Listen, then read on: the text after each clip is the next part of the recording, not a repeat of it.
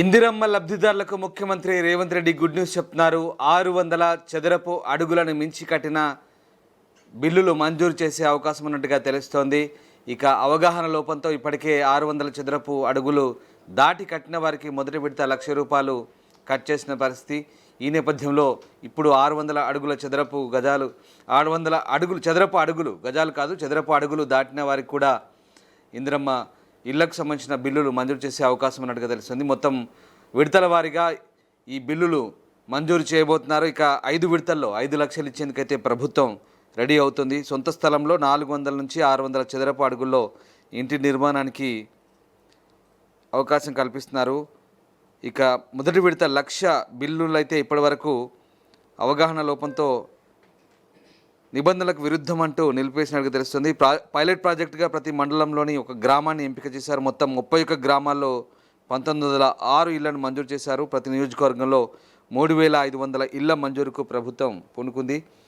మొత్తం మీద ముఖ్యమంత్రి అయితే గుడ్ న్యూస్ చెప్తున్నారు. 5 విడతల్లో 5 లక్షలు ఇవ్వబోతున్నారు. 600 చదరపు అడుగులు దాటి కట్టిన బిల్లు గ్యారంటీ అని ముఖ్యమంత్రి చెప్తున్నట్టుగా తెలుస్తుంది. మా ప్రతినిధి రాధాకృష్ణ ఉన్నారు. రాధాకృష్ణ, ఇందిరమ్మ ఇళ్లకు సంబంధించి 600 చదరపు అడుగులు దాటిన బిల్లులు గ్యారంటీ అని చెప్తున్నట్టుగా తెలుస్తుంది. దీనికి సంబంధించి ప్రభుత్వం ఎలాంటి గ్యారంటీ ఇస్తుంది? రామదాస్, మీరు చెప్తున్నట్టుగా 600 చదరపు అడుగులు ఇటువంటి విషయానికి వచ్చేసరికి లెవెల్ 1, లెవెల్ 2, లెవెల్ 3 కింద కేటాయించడం జరిగింది. యాక్చువల్ గా ఇందిరమ్మ ఇల్లు పథకానికి సంబంధించి ఒక గైడ్ లైన్స్.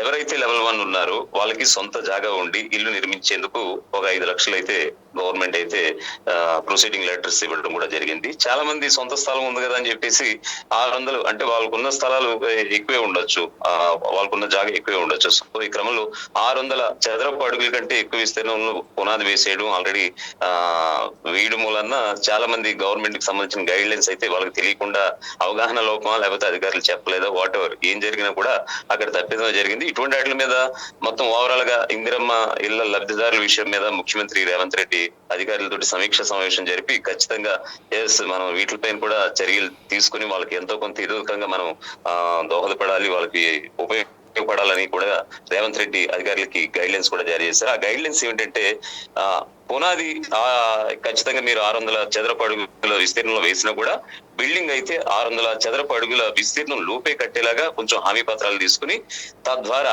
అంటే బేస్మెంట్ పూర్తి చేస్తే ₹1,00,000, అలాగే మిగతా విడతల వారి మిగతా 4 దశల్లో 4 లక్షలు, మొత్తం 5 లక్షలు ఇలా వేసి మొత్తం అందరికీ కూడా ఇవ్వడానికి కూడా ప్రభుత్వం సిద్ధంగా ఉంది. సో లెవెల్ 1 ఇందిరమ్మ ఇళ్ల లబ్ధిదారులు ఎవరైతే ఉన్నారో అంటే ఇల్లు జాగా ఉండి ఇల్లు కట్టుకోవడానికి ప్రభుత్వం నుంచి ప్రొసీడింగ్ లెటర్స్ పొందిన వాళ్ళకి ఓ రకంగా గుడ్ న్యూస్ అనేది చెప్పక తప్పదు. ఎందుకంటే నిన్నటి వరకు కూడా వాళ్ళకి అయోమయ స్థితి డైలమాలో పడిపోయారు.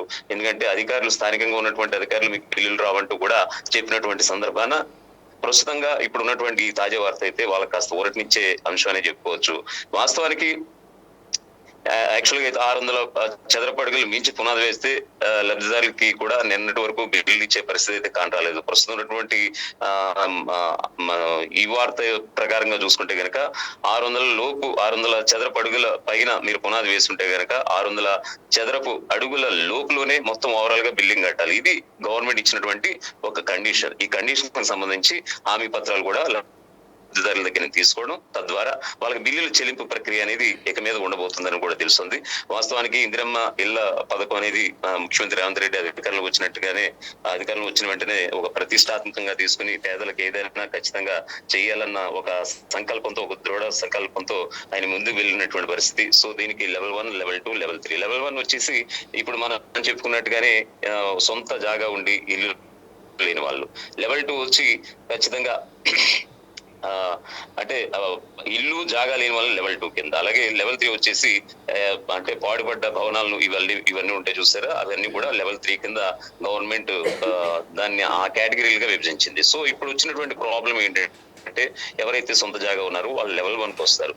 సొంత జాగా ఉండి ప్రభుత్వం నుంచి ఇళ్ల మంజూరు జరిగిన వాళ్ళు లబ్ధిదారులు ఎవరైతే ఉంటారో ప్రొసీడింగ్ లెటర్స్ తీసుకుని ఆల్రెడీ బేస్మెంట్ కూడా వేస్తుంటారు.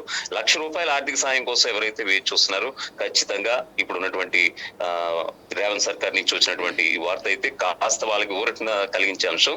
కాకపోతే కండిషన్స్ అప్లై. 600 చదరపు అడుగుల లోపులోనే మొత్తం ఓవరాల్ గా బిల్డింగ్ మీరు పూర్తి చేయాలి. కింద బేస్మెంట్ అయితే మీరు ఏదైతే వేసుకున్నారో మీరు వేసుకున్నారు, జరిగింది ఏదో జరిగింది, తప్పిదమే. కాకపోతే మేము వాటిని guide lines సవరించాం.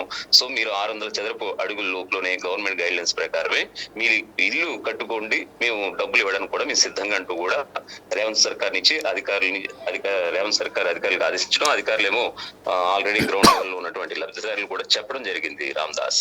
Right, thanks for the update Radhakrishna. So Indiramma లబ్ధిదారులకైతే ముఖ్యమంత్రి గుడ్ న్యూస్ చెప్తున్నారు. 600 చదరపు అడుగులు దాటి కట్టిన బిల్లులు గ్యారంటీ అని తెలుస్తోంది.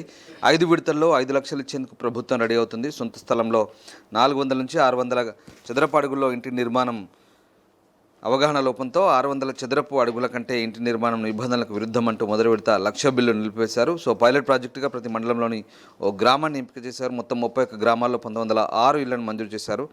ప్రతి నియోజకవర్గంలో 3500 ఇళ్ల మంజూరుకు ప్రభుత్వం సిద్ధమవుతుంది. ప్రపంచంలో ఏ మూల ఏ క్షణం ఏం జరుగుతుందో వేగంగా తెలుసుకోవడానికి తొలి వెలుగు వాట్సాప్ ఛానల్ని ఫాలో చేయండి.